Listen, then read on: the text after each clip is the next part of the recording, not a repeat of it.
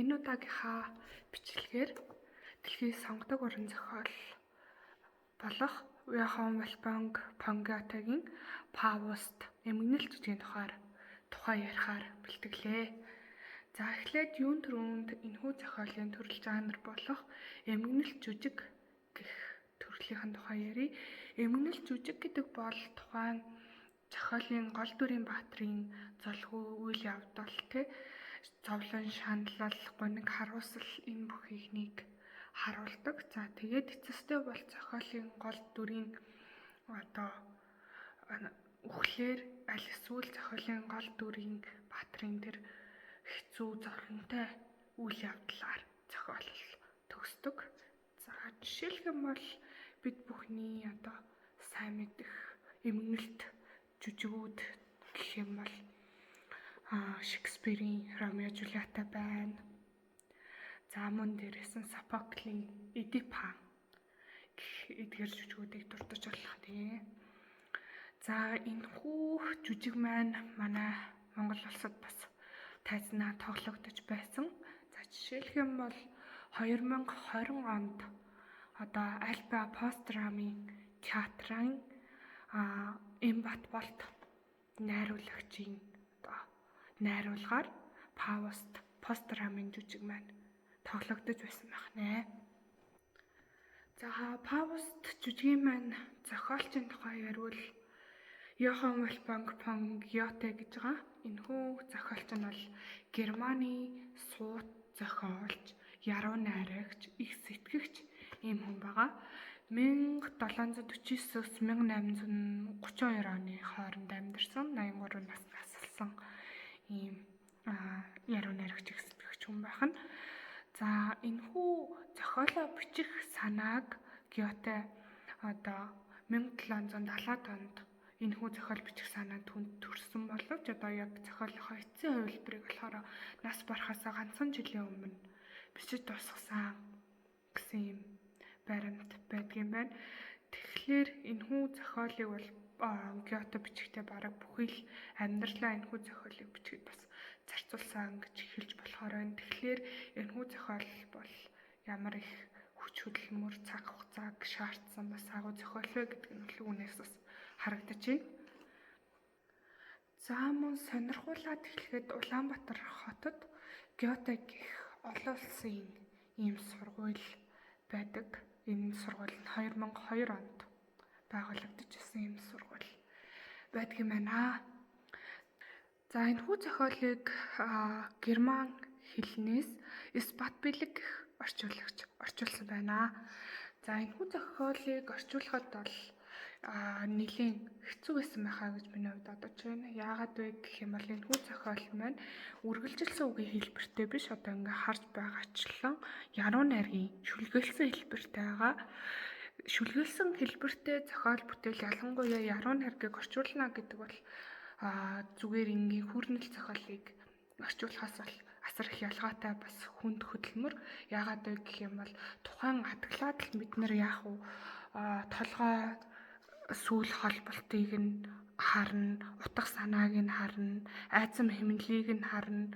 Тэр тухайн яг шүлгэлсэн хэлбэрийг нь алдагдуулахгүйгээр өөр хэлнээс ингэж орчуулж буулгана. Тэгэхэд мөн дээрэс нь энэ суутын зохиолыг орчуулна гэдэг бол үнэхээр хүнд хөдөлмөрөө гэж ойлгож байна.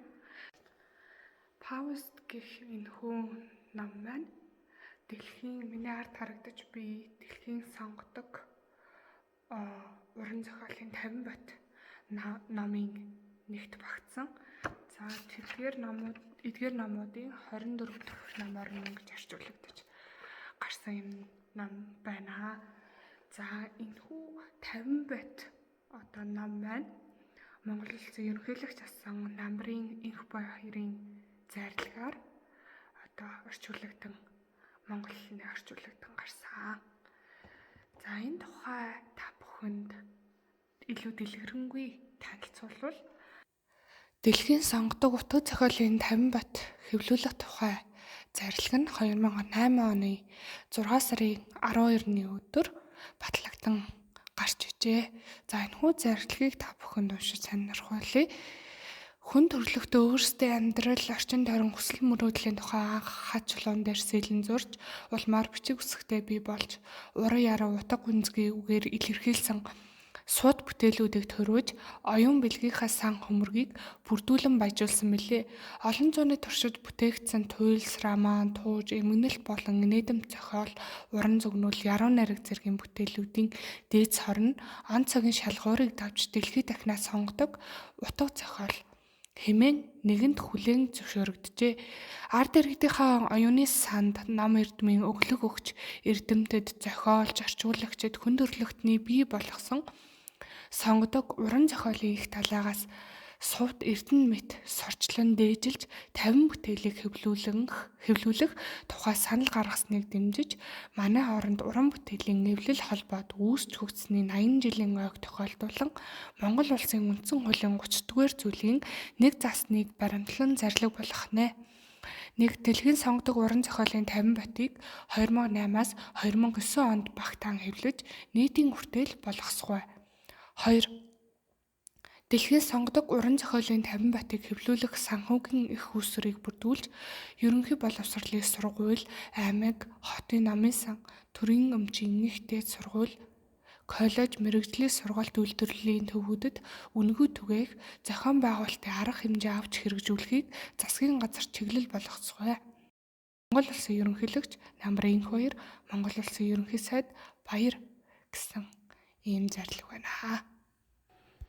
Ийм энэхүү зарлиг батлагдсан гараад ажлын хэсгүүдүүд томилогдоод дэлхийн сонгодог уран зохиолуудаас 50 ийм бүтээлийг сорчлон түүж Монгол их хэлний орчуулан гаргасан байх нэ.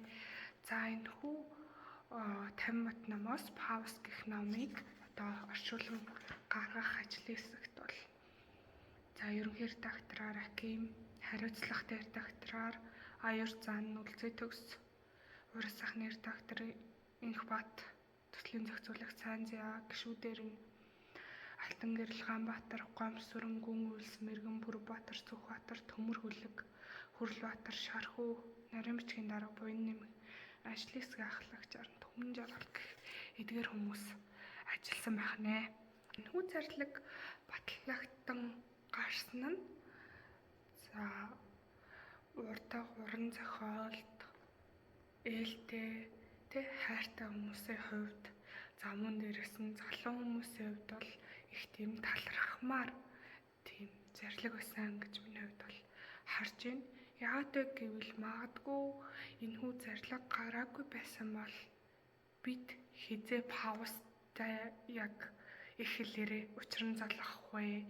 Фаустаас гадна тэр бусад 49 сонгодог тэр уран зохиолын бүтээлтэй ийм сайн орчуулгаар мөн дээрээс нь 21 аймагуудынхаа бүх ерөнхий боловсролын сургуулиудын номын сангуудад ингэж тараагддаг энэ гайхалтай үлстэй бид хизээ учран залгах байсныг бол хэлж мэдэхгүй шүү дээ. Тэгэхээр энэ бол үнэхээр зөв зарлиг шийдвэр байсан гэж миний хувьд харж байна. Үргэлжлүүлээд Намрын энх баяр ерөнхийлөгчийн намтрын тухай дурдж ярих зүйлийг үргэлжлүүлье. Намрын энх баяр нь 1858 оны 6 сарын 1-нд Улаанбаатар хотод төрсөн. 1965-аас 75 онд 23 дугаар сургуульд сурч төгсөөд 1975-аас 80 онд Москва хотно Горькийн нэрмжит утга зохиолын дэд сургуулийг утга зохиолын ажилтан орчуулагч мэргэжлээр дүүргэсэн. 1985-аас 86 онд Их Британий Лидс их сургуулийн англи хэл утга зохиолын чиглэлээр суралцаж, Мойсийн англи хэлний курсыг төгссөн. Утга зохиолын ажилтан, уран зохиолын орчуулагч мэргэжилтэй дунд сургуульд байхдаа төвд хэл судалсан. 1980-аас 90 онд Монголын зохиолчтой холбоонд орчуулагч, редактор, ерөнхий нарийн бичгийн дарга, дэд ерөнхийлөгчөөр ажилласан бөгөөд 1990-ээс 92 онд соёлын урлагийн хөгжлийн хорооны тэргүүн дэд даргаар ажиллаж байсан ийм хүн байна. Тэгэхээр энэ хүний намтрыг нь харах юм бол тийм гадаад хэлний өндөр мэдлэгтэй уран зохиолд ээлтэй өөрөө тийм орчуулагч, редактор ийм хүн байсан учраас энэхүү зарилгыг бол гаргахад бол мэдээж энэ мэдлэг боловсрол ажил хэрэг нь бол нөлөөлсөн байж таарах нэ. За мөн сонирхуулаад хэлэхэд дэлхийд сонгодог уран зохиолын 50 бат нам дотор багтах Гоголийн Петербургийн туужас гэх энэ хүн намыг намрын хоёргой өөрөө орс хэлнээс орчуулсан байдгаа. За энэхүү Петербургийн туужсын тухай би бакалаврын дипломын ажлаа хамгаалж исэн. За Фауст намыг уншихдаа би сургуулийнхаа намын сангаас авч уншсан.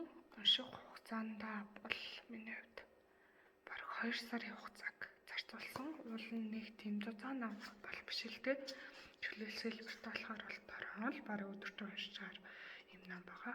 324 хүний хуудастай юм нам байна. Яагаад миний хувьд уншихдаа 2 сарын хугацааг зарцуулсан бэ гэхээр ойлгоход бол утга агуулгын хувьд бол нэлээд хэцүү. Түргэн дурдсанчлан бас шүлгэлсэн хэлбэртэй. Тэгэл нэг тэгээд ингээд үйл явдлууд өрнөд ингээд явчихдаг тийм зохиол биш. Энэ бол сонгодог зохиол учраас одоо тийм утга агуулга санааг нь ухаж ойлгоход бол нэлээд төвөгтэй. Энэхүү намын тухай 70-80% ойлголттой болохын тулд энэхүү намыг уншихаасаа гадна за бусад хүмүүс энэ намын тухай юу гэж ярьсан байна вэ? За энэхүү намын тухай бусад хүмүүс юу бичсэн байна вэ? За энэхүү намын тухай ямар бас өөр одоо судалгаа баримт мэдээллүүд байна гэдгийг бас эрэл хайгуул хийж нэмж судалж уншиж сонсож байж 70-80% одоо ойлголтод бол хүрсэн. За энэхүү зохиол нь суут зохиол учраас энэхүү зохиолын утга санаа, үйл явдал тэдгэрийг болохоор одоо ганцхан юм байна, тийм байна гэж тайлбарлах бус маш олон өнцгөөс тайлбарлах боломжтой. Магадгүй ингээд суут зохиолуудыг ерөнхийдөө хараад байхад суут зохиол бол одоо ганцхан нэг дээр нэмэх 1/2 гэдэг тийм хариултыг бус тухайн уншсан хүн болгон өөрийнхөө үзэл бодол өөрийнхөө өнцгөр нээж харж тайлбарлаж судлаачид бүхэн шинээр одоо ингэж утга агуулгын задалдаг болохоор суут зохиолын нууц нь бас тэндэ байдгийн болов уу гэж харж байна. За энэхүү зохиолт би дөрвүүдийн тухай танилцуулъя. Мэдээж гол дүр буюу Фаустын дүр гарна. За Фауст нь бол алтартай энж тийм домч хүн буюу их ухаантай мэдлэгтэй юм хүн байгаа. За Мефистофелийн дүр гарна. Мефистофел бол одоо тийм чөтгөрийн дүр. За Маргаритагийн дүр гарна. За Маргаритаг бас Гретхен гэж одоо хөр дундууддаг. За Вагнерийн дүр гарна. За Вагнер гэдэг бол Фаустын одоо туслах. За мөн дээрэс нь томгийн дөрүүд бол нэлээд гарна. Илиада, Одиссей гэх туйлсуудыг одоо бид нарыг мэдэх энэ туйлс дээр гардаг. Томгийн дөрүүд бол нэлээдгүй гарна. Тийм учраас эхлээд хэрвээ та Фаустыг унших гэж байгаа бол Илиада, Одиссей гэхлээр уншаарай гэж зөвлөхөр байна. За жишээлх юм бол Илиада, Одиссей дээр гардаг Илиана, Спинкс, Херон, Зевсийн дөрүүд бол гэгцэр гэдгээр дөрүүд бол энэ зохиол дээр гарна. За энэхүү зохиол нь бол ерөнхийдөө 2 хэсэгтэй, 2 юм бүлэгтэй юм ном юм аа. За энэхүү зохиолын үйл явдал утга санаагийн тухай ярья. За театрын оршил хэсэг дээр театрын захирал, найрагч, хошин дүрийн жүжигчин энэ 3-ын харилцан яриа өрнөдөг. За театрын захирал нь болохоор за үзэгч бодлын сэтгэлийг одоо ингэж хөөргсөн, за театрлав хуйларсан тийм жүжигийг тоглох хэрэгтэй байна гэдэг. За тэгтэл найрагч нь бол за би өөрийнхөөгээр хэлэх юм бол одоо алтар нэр, за мөнгө төгрөг тэдгээрийн төлөө би юм зохиол бичмээргүй байна. Тийм элдв зохиол бичмээргүй байна гэж хэлдэг. За тэгтэл хошин дүрийн ийм жүжигчин тэр онгод дутах санаа сайн зохиол гэлтгүүгээр дав сужрыг нь ч гэсэн ихтүүлээд одоо яны амтлагч гэсэн оруулаад одоо үзэгчдийг ингэж одоо сонирхлыг нь татсан юм зохиолыг бол бичих хэрэгтэй байна гэдэг ингээ хоорондоо маргалддаг. За тэгтэл захирал нь болохоор одоо ямар замаар явхаа та өөрсдөө мэдцгээ. Одоо ямар жүжиг тоглохоо та нар өөрсдөө мэдцгээ. Одоо хэрэгцээтэй тийм жижиг хэрэгсэл юмнуудаа авахар бол нэрвт ингээ хэлээд аваарай. Тайз бол ингээ бэлэн байна. Ямар жүжиг тоглохоо та бүхэн өөрсдөө мэдээ гэд ингээ яваад өгдөг. За энэ үйл явдлын дараагаар жинхэнэ Фаустын үйл явдлууд эхэлдэг байгаа. За ингээ бодлоор бол өнөөх найрагч нь шинэ театрын одоо жүжигээ Фаустын тухай ингээ бичээд эхэлж байна гэж ойлгож байна. За ингээд тэнгэр дэх оршил гэх хэсэг гарна. За тэнгэр дэх оршил гэх хэсэг дээр бурхан болон Мефистофел чөтгөр буюу бурхан хоёрын хоорондын ингээд харилцаа яриа маргааны мөргийн тийм маргааны тухай гардаг. За бурхан буюу эзэн тэнгэр нь болохоор Фауст бол одоо тийм адгийн юм уу нүгэлд ингэж хизээч юм автахгүй тийм хүн бол биш гэж та хэлдэг. Тэгтэл бол Мефистофел бол Фауст бол тэр муу мухай бүхэнд бүрэн автаж одоо чөтгөрийн өмнө хүчин мөхсдөж одоо өвдөх сүхрэх болно гэж ингэж хоорондоо маргалддаг. За ингээд эцэст нь ингэж маргалцаар байгаад за Мефистофел Фаустыг одоо ингэж сорж үзэхээр муу мухай бүхнээр сорж үзэхээр болтгоо. Эмгэнэлт жүжигийн 1-р хэсэг дээр профессор Фаустын тухай гарч эхэлнэ. За профессор Фауст бол одоо хүний оюун ухааны дээд оргил болсон одоо эрдэм мэдлэг авяас чадвар тэр бүгдийг бол эзэмсэн юм хүн. Тэгээ өөрийнхөө тэр судалгаа, шинжилгээ, нээлт одоо тэр бүхнээр бол тухайн тэр тосгоныхоо оршил суугчдад сайн сайхан зүйлсүүдийг авчирсан. Гэвч одоо Фауст бол хүний тэр орчлон ертөнцийн дотоод нууцнд хүний оюун ухаанд бүрэн нэвтэрч чадахгүй гэдгийг одоо ухаарад одоо өөрийнх нь үдэг болтол суурч мэдсэн судалж шинжилсэн бүхэн аргүй хоосон дэмий зүйл юм шигээр санагдаад өөрийнхөө амийг хийгүтгэхээр ингэж хор уух гэж байтал яг тэр хор уух гэж байгаа тэр үед нь одоо сүмийн найралтуу сонсогдож одоо хонх жингэнэн дугарч Фауст өгөлдлийг боловлдог. За яагаад ингэж найралтуу хонх дугарваа гэхлээр тэр өдөр нь болохоор улаан дүгний баярын шөнө байдаг. За ингээд амиа хорлох гэж байсан Фаустын өгөлдлийг бол сүмийн найралтуу боловлдог. За ингээд Дама хаалган дээр гэх одоо хэсэг дээр Фауст өөрийн шод болох Вагнертайгаа ингээд баяр ёслолын цуванд нэгдээд явж байтал за тэд одоо нэгэн хар тусмын пүүдл нохойтой тааралддаг. За тэр бол энгийн нэг нохой биш одоо ямар нэгэн юм нэг ичид энэ юм шиг нэг өвөрмөц тийм нохой шиг одоо байдаг. Тэгээд үүнийг нь Фауст анзаараад өнөөх нохойгоо гэртээ аваачдаг. Тэгтэл төр дудалгүй өнөөх төр нохой чинь Мефистофелийн дүрд ингээд хуураад нохой чинь нөгөө чөтгөр байсан байх нь болоод хувирдаг. За ингээд Мефистофел хэд хэдэн сорилтуудын дараа Фаустад нэг юм болцлыг санал болгодог. За би чамд амьдралын баяр баясгалан аж аргал сайн сайхан бүхнийг ингэж эргүүлээд мэдрүүлээ. За харин одоо тэр чи сайн сайхан зугаа цэнгэл тэргэрийг мэдрээд цаг хугацааг яг л энэ мөчөд би зогсоомоор байна. Одоо энэ л одоо хорвоо ертөнц хамгийн сайхан зүйл байна гэж бодсон үедээ гэж чи надаас гуйх тэр үед чи бол миний боол болно. Ийм одоо мөрийг хоёлаа тавья гэж Фаустад одоо хэлдэг Мефистофел. Гэтэл Пауст бол одоо би хизээч тийм одоо 100 цэнгэлгэд хөрөнгө те янаг сэтгэл те энэ бүх зүйлд одоо ингэж толгоогоо мэдүүлж ингэж автахгүй надад тийх одоо юм шаардлага байхгүй гэж гэж өөртөө Пауст бол их итгэлтэй байдаг.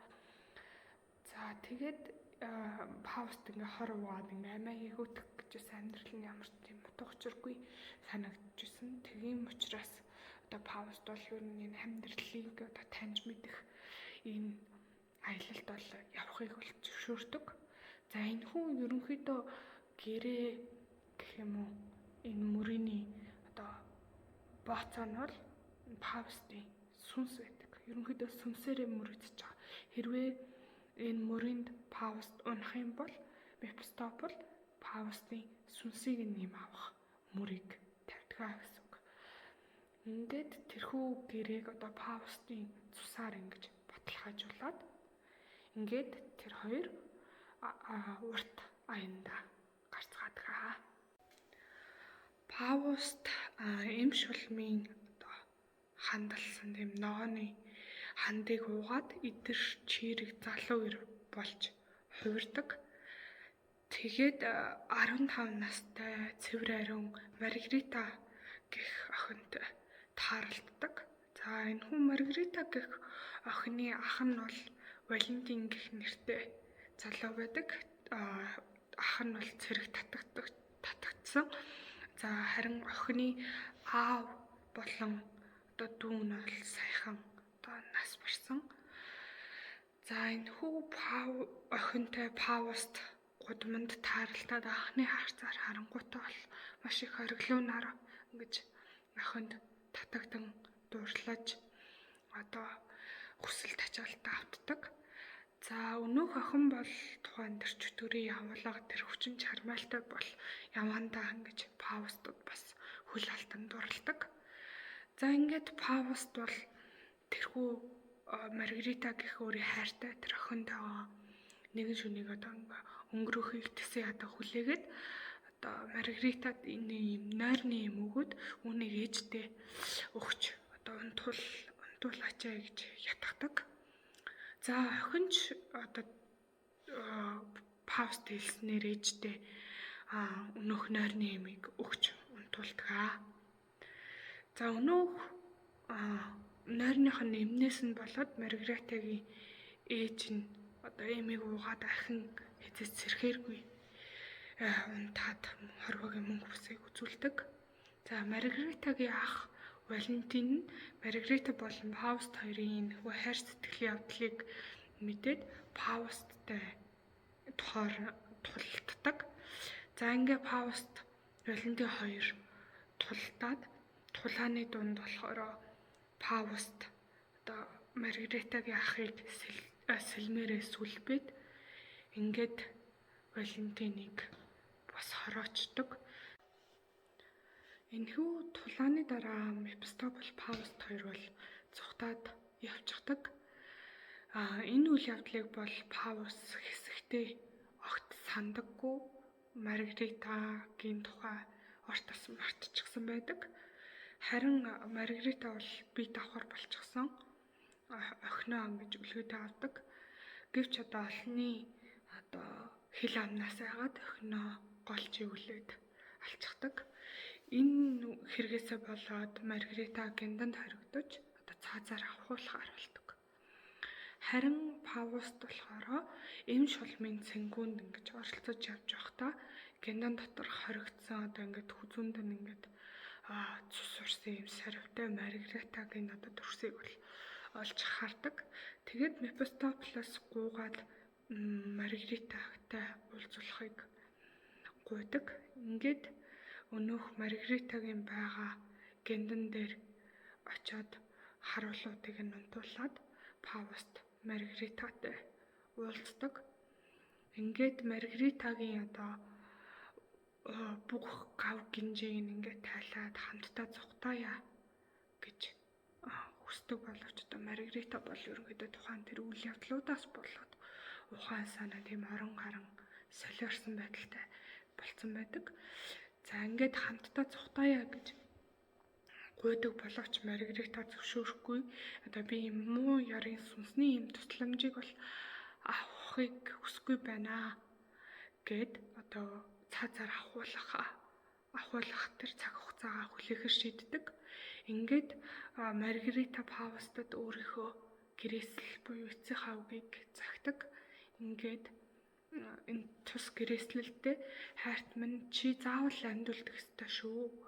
Ээжийг минь, ахыг минь бас намайг оршуулах юм 3 булшны нүх ухаарай. Миний булшны нүхийг бол арай тийм зайд ухаад цээжин минь охиныг минь одоо ингээд наалт болон тавиад ингээд оршуулаарай гэж ингээд цагдаг.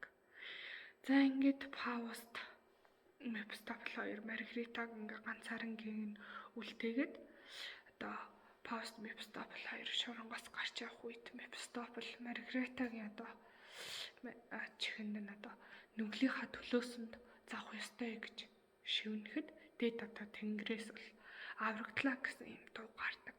Ингээд Маргаритагийн сүнс бол аврагддаг. Нэг талаараа аврагдаад одоо Деважинд очиж байна гэсэн үг.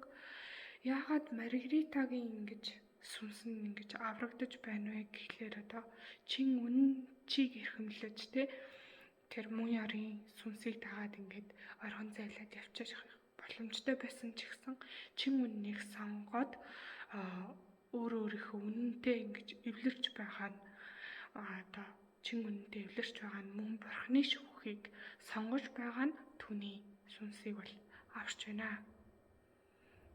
гэж зохиол дээр гардаг. За ингээд зохиолын 1-р хэсэг бол энэхүү дуусаад 2-р хэсэг бол эхэлж байгаамаа. Зохиолын 2-р хэсэг дээр Мефистофел Паустыг нэгэн хаана урдан тавьчихдаг. За тэрхүү очисон гүрэн улсад нь мөнгөн саны хомсдол бий болчихсон их юм арт иргэдэн юм өмнө самантай замбраагүй байдалд орчихсон юм газар байдгаа. За тэнд очиод Мефистофел өөрийгөө алай салбтай гэж итгүүлээд за энэ одоо улсын хэвлэд орн маш их үнэт эрдэнэс алт эрдэнэ байна. За үүнийг одоо хувьцаа болгож хүмүүст тараая гэд за хувьцаа буюу одоо үнэт цаасуудыг хүмүүст тарааж эхэлдэг. За үүнд нь хүмүүсүүд бол хууртагдаж үнэмшээд хувьцаануудыг худалдаж авдаг.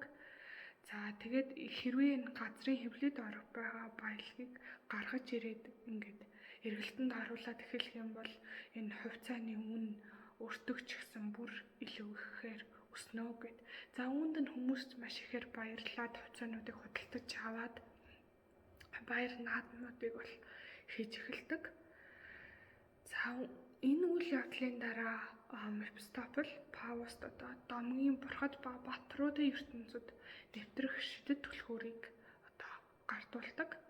За ингээд энэхүү шидэт түлхүүрийг нь ашиглаад Пауст одоо эрэгтэй эмэгтэй хүмүүсүүдийн одоо туйлын дээд хүслэн болсон гоо цэцлэнгийн хамгийн дээд илрэл болсон Парис Ильяна хоёрыг одоо хааны үдшилэг цэнгүүн дээр бол дагуулж ирдэг. За энэ чинээс харах юм бол цаг хугацаа орон зай гэдэг ойлголтын бас сонин одоо зүйл бол гарч ирж байгаа. Бидний одоо оршин амьдарч буй цаг хугацаа орон зай бол нэг одоо миний төсөөлөл бол юм босоо шулуун тэгээд өнгөрснөө бид бүхэн ингээ орхиод тэгээд тэр босоо шулуун дээр ингээ яваад урагшаага ингээд 94 ч юм ингээд шулуунаар явдаг. Тэгтэл энд бол Пауст өөрийнхөө хүссэн орон зай цаг хугацаа руу ингэж аялж ингэж явж байгаа нь цаг хугацаа орон зай гэдэг бол юм хэвтэй шулуун дээр хизээл бол хизээ аль цаг хугацаа руу бол аль цаг хугацаа руу ингэж явж болдог мэтэр ингэж цаг хугацаа орон зайг бол энэ дээр бол зохиолдоор төрсөлсөн нь бол харагдаж байна. За эмэгтэй эрэгтэй хүний туйлын дээд төсөл болсон энэ үзэсгэлэн гоо Парис Ильяна хоёрыг авчирч байгаа. За та бүхэн хэрвээ уншсан бол мэдэх бах. Хомерын Илиада төлс дээр гардаг. Тариа улсын хан хүү Парис Минела хааны хатан үзэсгэлэнд одоо хорвоо дэлхийн хамгийн үзэсгэлэн эмэгтэй болох Ильянаг одоо ингэж хулгайлж авчирснаас болж тэр олон жилийн Тройтын дайн тулаан бол үүсдэг. За тэгэхээр тэрхүү үзэсгэлэнд эрэхтэй болон үзэсгэлэн эмэгтэй хоёрыг хааны үдэшлэгт Фауст авчирдаг. За ингээд Фауст бол Ильянаг харангуйтаа бол шууд дурладаг. Фауст өөрийнхөө цаг үедээ Ильянаг байлгахыг хүсдэг боловч Ильянагийн дүр замхраа алгуулдаг. Ингээд Фауст одоо Ильянаг олох 90 зуунуудыг өртөөлсөн их аян замыг эхлүүлдэг. За энэхүү аян замынхаа төгсгөлд Фауст Ильянаг олж уулзан одоо ханилан суудаг. За тэр хоёрын Фауст Ильяна хоёрын дундаас Эвприон хүү мэндэлдэгэ. За Эвприон хүү бол би одоо Далдын хар хүчийг хөндлөнгөөс ажиглаад сууд төвчихгүй газар дэлхийн их толаануудад оролцоно гэж эцэг ихтэй хэлээд нэсээ алгуулдаг. За харин Ильяна бол Фаустыг тэврээд эртний сургаал над дээр бэлээ оллоо.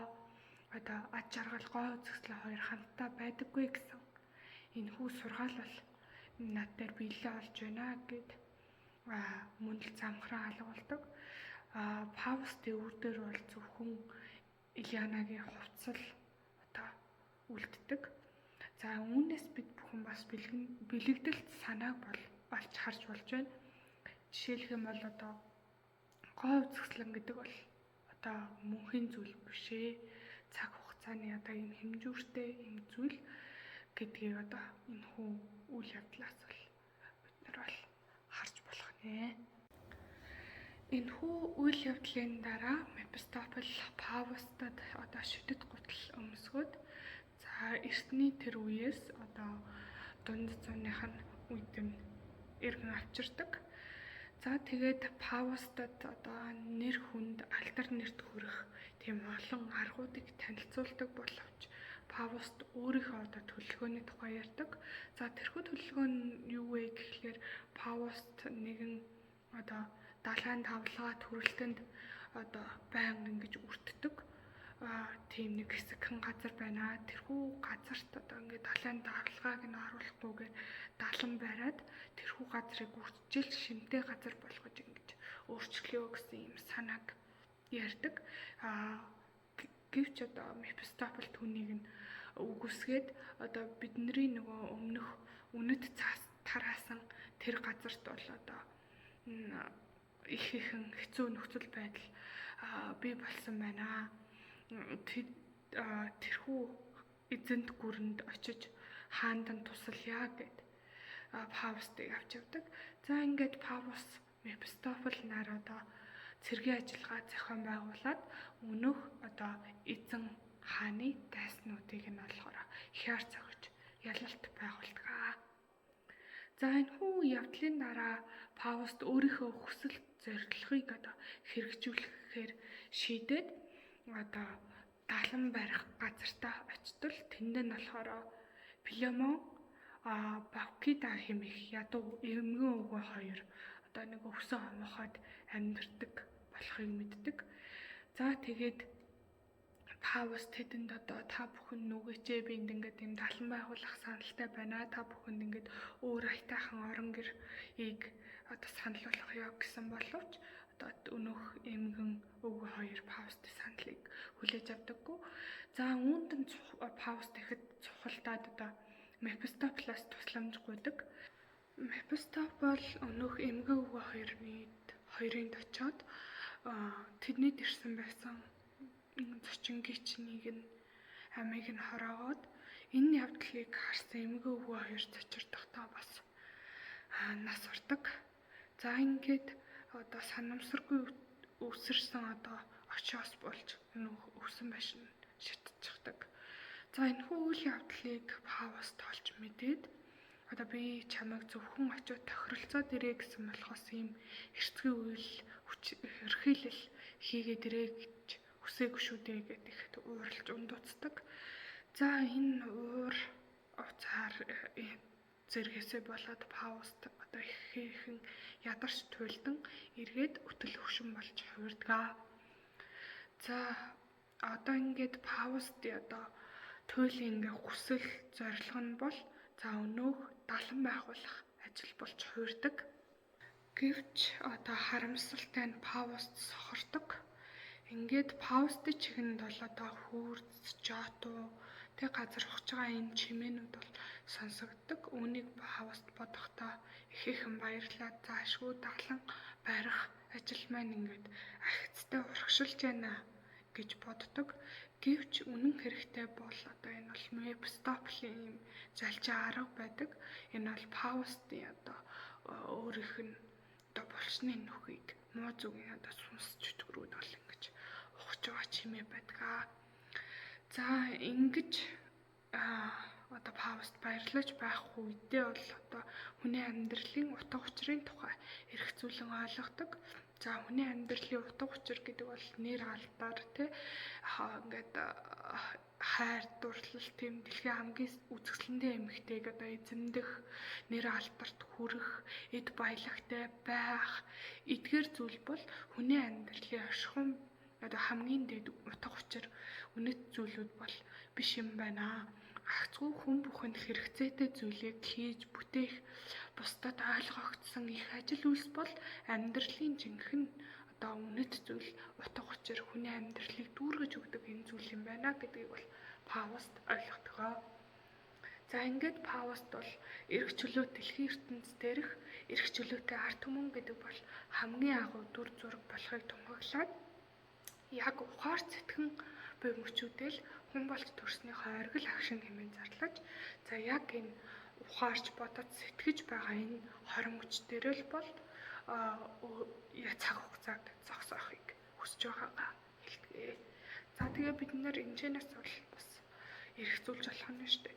Хүн байна гэдэг нь бол хүний тэр хамгийн чухал нандин зүйл бол аливаа зүйлийг бодож эргцүүлэх ухаарч ойлгох зүйл юм байна гэдгийг бол энэчнээс бол ойлгож болохоор байна. Ан амтнаас ялгарах бас нэгэн зүйл бол энэ хүү оюун ухаан. Тийм учраас бид нэр аливаа зүйлийг одоо цэвэр оюун ухаанаараа бодож дүгнж зөв шийдвэрийг бас гаргах нь чухал юм байна гэдгийг энэ чанаас бас ойлгож болохоор байна. Энэхүү Фаусттай гуйн унаж Фаустын амьдрал бол багаар бөхтгөө. Яг энэ хорон мөчийг хүлээжсэн Мефистофел бол одоо тохиролцоо ёсоор Фаустын сүнсийг авахар яарвчилдаг. Гэвч одоо цагаан тэнгэрүүд эцсийн мөчөд бол Мефистофелийн хамар доороос Фаустын сүнсийг бол авч явдаг. Ингэснээрээ Фаустын сүнс нь цагаатгалд ордог. За ерөнхийдөө бол сүнс нь зөвтгөгддөг гэсэн үг. За ингээд газар дэлхийн хязгаарыг гэтлэнгүүт Фаустын сүнс одоо нөгөө ертөнцид замчлах ёстой Маргаритагийн сүнстэй учирдаг. Энэхүү зохиол бол Мефистофелийн ялалтаар бус Фаустын ялалтаар төгсдөг. За энэхүү зохиолын гол санааг одоо бацаад өөрийнхөө бодлоор тайлбарлах юм бол за энэхүү бидний амьдарч буй амьдралд одоо утга учир байна уу? Туйлын зорилго гэж байна уу гэд харахаар одоо Фауст ч гэсэн тэр Мефистофелтэй цуг энэ их одоо хэллийг хийж байгаа гол зорилго нь бол түүний амьдрал ямар нэгэн утга учиргүй санагдаад ийм том урт аянд бол гарч байгаа. Тэгээд энэхүү аянныхаа төгсгөлд миний бас түрүүний хэлсэнчлэн амьдралд ийм утга учир байна гэдгийг бол Фауст болж байгаа. Тэрхүү утга учир нь эрх мэдэл, мөнгө төгрөг, эд баялаг янах сэтгэл тэр бүх зүйлс биш юм байна. Хүний амьдралд хүмүүст хэрэгтэй зүйлийг хийх, ариун гэгээн буянтай үйл, сайн сайхан зүйлийг хийх, хэн нэгэнд туслах хамгийн гол нь тэрний цаад утга учир нь хайр юм байна. Бусдыг хайрлж инрэх хайр юм байна. Хүний амьдралын утга учир бол гэсэн энэ санааг бол би бол энэчнээс гаргаж байна. За тэгээд энэхүү зохиолд бол ганцлахаар маш олон ишлэлүүд бол гарч байгаа. Түүнээс бол би хамгийн ихэнд ишилсэн нэг тэмдэглэж авсан ишлэлээ уншиж өгье. Чамгүй сэтгэлийг би харин дэмий нэг цацхыг сүснэм. Орчлон олонгүй юм юу гэвэл найрагчийн онгодоор гарах хүний цаглашгүй тэр хүчин тэр үнэн тэр л чадaltaй. Тэгтээ нэг найрагч театрын захирал хошин жүжигчин гурван ярьдаг яран дээр найрагч ингэж хэлдэг аахгүй. Тэгэхээр энэ чинээс юуг харж мэдэрч ойлгож болох вэ гэхлээр орчлон бол онгод найрагчийн тэр хүсэл тэмүүлэлээ гарч байгаа найрагч гэлтгөө хүмүүсийн тэр хүсэл тэмүүлэлээ гарч байгаа тэр зүйл бол тэр үнэн тэр чадaltaй тэр гайхалтай гэсэн утга санааг бол энэ чинээс харж болно. Тэгэхээр Гётагийн бас найрагчийн онгод хүслээр гарсан энэ зохиол бол бас Фауст юм аа. За тэгэхэд энэхүү бичлэг дээр миний яриаггүй, дуртаагүй, энэ номоос олж хараагүй маш олон агуу санаанууд бол агуу утгууд бол энэ зохиолт бол байгаа. Тийм магад миний ярьсантай ч гэсэн эсрэгцэх санаа ч гэсэн байгаа ах гэж бодож байна. Иймд та бүхэн энэхүү номыг өөрсдөө уншиж, өөрийнхөө ойлголт бодол эргцүүлээрэй гэж хүсэж байна. За тэгээд энэхүү бичлэгийнхаа төгсгөлд энэхүү номыг уншиж байх явцдаа энэхүү номтой бас холбоотой нэгэн шүлэг зохиосон тэр шүлгээрээ энэхүү бичлэгээ өндөрлөё.